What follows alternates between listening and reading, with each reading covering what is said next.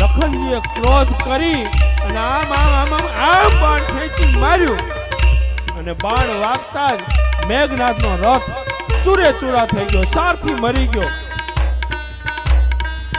અને મેઘનાથે જોયું કે હવે તો મારા ઉપર પ્રાણ સંકટ આવ્યું છે, હવે હું ગયો, હવે મારું પ્રાણ નહીં બચે.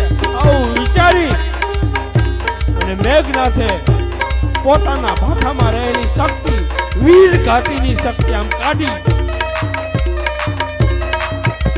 ધનુષ ઉપર સંધાન કરી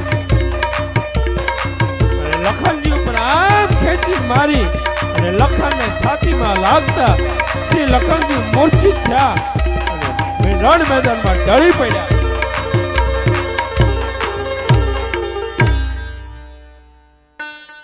મેઘનાથે જોયું લખનજી મૂર્છિત થયા, પણ આમ લખન આમ ઉપાડવા માટે આમ